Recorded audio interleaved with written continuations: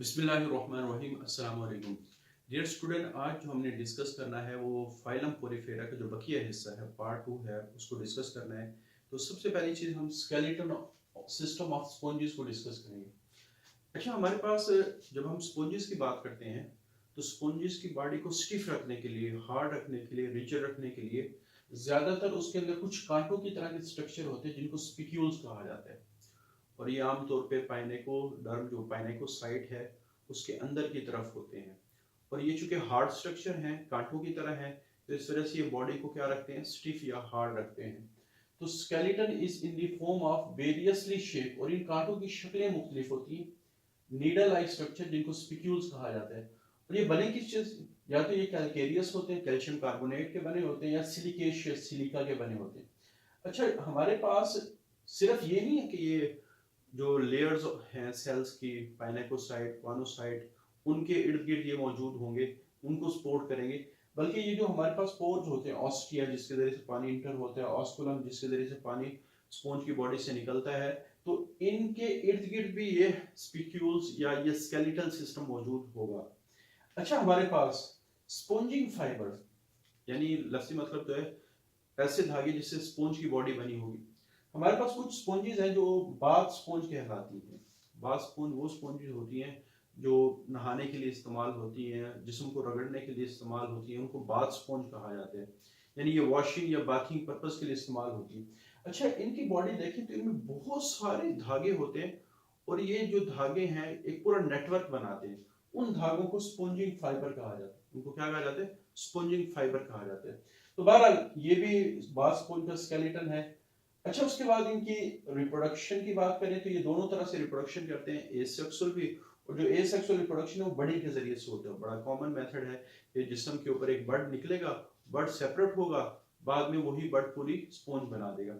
अब यहाँ एक और बात ध्यान में रखेंगे, ये जो बर्ड है वो इंटरनल भी हो सकता है, वो एक्सटर्नल, यानी बॉडी के ऊपर भी बर्ड अपीयर हो सकता है और बॉडी के अंदर भी अपीयर हो सकता है। लेकिन जो इंटरनल बर्ड्स होते हैं इनको जेम्यूल्स कहा जाता है। इंटरनल बर्ड्स को जो बॉडी के अंदर डेवलप होंगे उनके लिए एक स्पेशल नाम दिया गया जिनको क्या कहते हैं, जेम्यूल्स कहते हैं। अच्छा, दोनों में मकसद एक ही है, बर्ड सेपरेट होगा, पूरा ऑर्गेनिज्म बन जाएगा। Both type of bird develop into new organism. जो सेक्सुअल रिप्रोडक्शन है ये हर्मेफ्रोडाइट होते हैं। हर्मेफ्रोडाइट का मतलब, या इसको बाइसेक्सुअल भी कह सकते हो, कि एक ऐसा हमारे पास ऑर्गेनिज्म जिसके पास दोनों रिप्रोडक्टिव सिस्टम हो, मेल भी हो, फीमेल भी हो। अब चूंकि इसमें दोनों है, ठीक है, लेकिन इनको प्रोट एंड्रोस भी कहा जाता है। प्रोट का मतलब फर्स्ट और एंड्रोस का मतलब मेल। अब देखिए ना, हर्मेफ्रोडाइट का मतलब इनके पास मेल रिप्रोडक्टिव सिस्टम भी है और फीमेल वाला भी है, लेकिन उन दोनों में जो मेल रिप्रोडक्टिव सिस्टम है ये पहले मेच्योरिटी लेवल या पहले डेवलप होता है। तो प्रोट एंड्रोस का मतलब ये है कि जो मेल रिप्रोडक्टिव सिस्टम है, जो मेल सेक्स सेल्स हैं, वो पहले डेवलप होंगे। अच्छा, उसके बाद अभी फर्टिलाइजेशन को समझने के लिए आपको ना जो स्ट्रक्चर हमने लास्ट लेक्चर में डिस्कस किया था वो पता होना चाहिए कि हमारे पास जो स्पॉन्जेस की बॉडी है, जो बाहर वाली लेयर होती है उसको हम कहते हैं पाइनेकोडर्म, और जो अंदर वाली लेयर्स होती है उसको हमने कहा था कॉनोडर्म्स, कॉनोडर्म्स कहा था। अच्छा, उसके अंदर एक जेली लाइक मटेरियल होते हैं जिसको हमने मेसेनकाइम कहा था। उसके अंदर कुछ खास किस्म के सेल्स होते हैं जिनको अमीबॉइड सेल्स कहते हैं, जो यहाँ मूव करते रहते हैं, तो इस वजह से इनको अमीबॉइड्स। अब होता क्या है कि ये जो मेल रिप्रोडक्टिव सिस्टम है ये स्पर्म बनाएगा, वो वाटर में रिलीज होगा, लेकिन ये जो अमीबॉइड सेल्स हैं इसको दोबारा खींच लेंगे और खींच के वो एग्स के पास लेके आएंगे। जो एग होता है वो इस मेसेनकाइम के अंदर मौजूद होता है। तो फिर क्या होगा कि ये जो स्पर्म है यहाँ एग को फर्टिलाइज करेंगे, और फर्टिलाइजेशन मेसेनकाइमा में होगी, इस जेली लाइक मटेरियल के अंदर होगी। और जाहिर बात है जब वो फर्टिलाइजेशन हो गई, जाइगोट बन गया, फिर एम्ब्रियो बनता है। एम्ब्रियो के अंदर मुख्तलिफ किस्म की स्टेजेस होती हैं जैसे ब्लास्टुला वगैरह, इनमें एक खास किस्म की स्टेज भी होती है जिसको लार्वा कहा जाता है। तो ये स्टेजेस इनके अंदर मौजूद होती हैं। अच्छा, उसके बाद कुछ एग्जांपल्स हैं, जैसे साइकोन, ये समंदर में रहने वाली स्पॉन्ज है। लिकोसिलिनिया। अच्छा, यहाँ जो जो पॉइंट यहाँ दिए गए हमने सिर्फ उनको डिस्कस करना है, एक्स्ट्रा पॉइंट हम यहाँ डिस्कस नहीं करेंगे क्योंकि ये चैप्टर ऑलरेडी बहुत लेंथी है।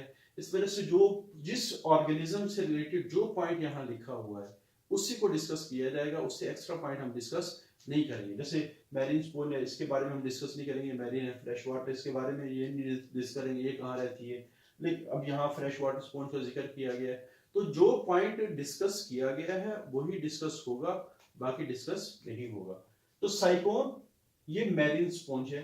अब लिकोसिलीमिया का स्ट्रक्चर डिस्कस किया गया कि ऐसी स्पोंज जो छोटी छोटी ट्यूब्स पर मुश्तमिल है, और ये ऐसे लगता है जैसे ट्यूब्स सीधी खड़ी हुई है एक दूसरे को ऐसे करके, ठीक है, जैसे आपको डायग्राम नजर भी आ रही होगी।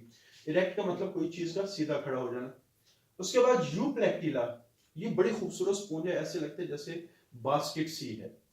Beautiful and delicate sponge made up of glassy framework, और ऐसे लगता है जैसे, क्योंकि इसका जो स्केलेटन वो सिलिका का बना होता है, और सिलिका जिस चीज में भी होता है वो शीशे की तरह नजर आता है।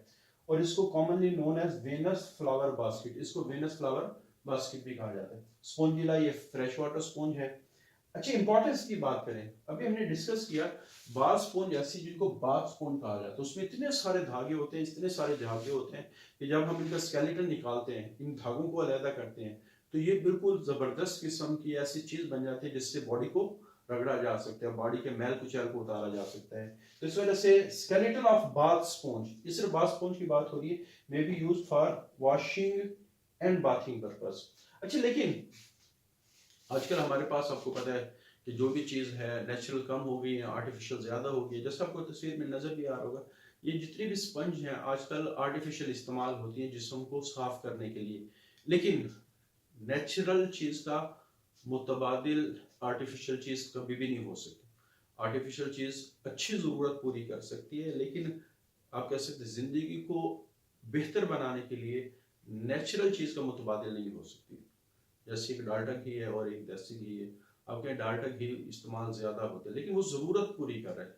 अगर आप देखें ना देसी घी, तो उसकी वो मुतबादिल कभी नहीं हो सकता, ज़रूरत पूरी कर सकता है किसी हद तक, लेकिन आपके ये कि डाल्टा घी ने देसी घी को मुकम्मल तौर पे रिप्लेस कर दिया, बिल्कुल वही फ़ायदा हो रहा है, तो ऐसा नहीं होता। तो सेम यहाँ है, although many artificial sponges have been made from synthetic material, अब दुनिया के अंदर ज़्यादातर आर्टिफिशियल स्पॉन्जेस बनना शुरू हो गई हैं सिंथेटिक मटेरियल, प्लास्टिक वगैरह से या कोई ऐसे धागों से बनती हैं जो आर्टिफिशियल होंगे। स्टिल, लेकिन वो हमारे पास इलाके जो समंदर के करीब है जहाँ स्पॉन्जेस पाई जाती हैं, still natural sponges are in demand, तो ये अभी भी डिमांड में है and is important industry in many parts of the world.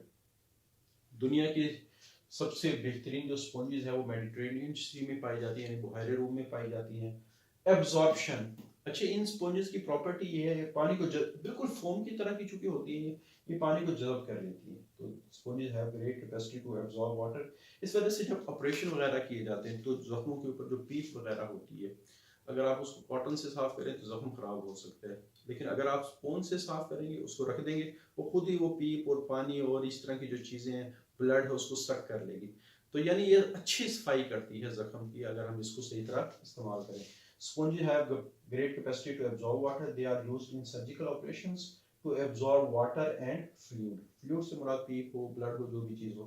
और बाज़ कमरों के अंदर ये लगाई जाती है, बल्कि जितने भी रिकॉर्डिंग रूम्स होते हैं उनके अंदर फोम्स लगाई जाती हैं, तो फोम भी लगा सकते हैं, इन स्पॉन्जेस को भी लगा सकते हैं। दोनों के अंदर प्रॉपर्टी ये होती है, ये जो इको प्रोड्यूस होता है रूम के अंदर, इस साउंड को एब्जॉर्ब कर लेती हैं, जिसकी वजह से वो बहुत ज़्यादा इको जो होता है, यानी जैसे लगता है आवाज़ रिपीट हो रही है, वो प्रोड्यूस नहीं होता। तो बहरहाल ये साउंड एब्जॉर्प्शन का काम भी कर रही होती है। तो ये हमारे पास पोरीफेरा का जो फाइलम है जिसका ताल्लुक पैराज़ोआ सबक्यूमिनम के साथ है वो कंप्लीट हो गया। नेक्स्ट हमारे पास यूमेटाज़ोआ के फाइलम शुरू होंगे, उसका पहला फाइलम जो है निडेरिया है या सिलेंट्रेटा है, उसको डिस्कस करेंगे। आज के लिए इतना ही, अल्लाह हाफिज़।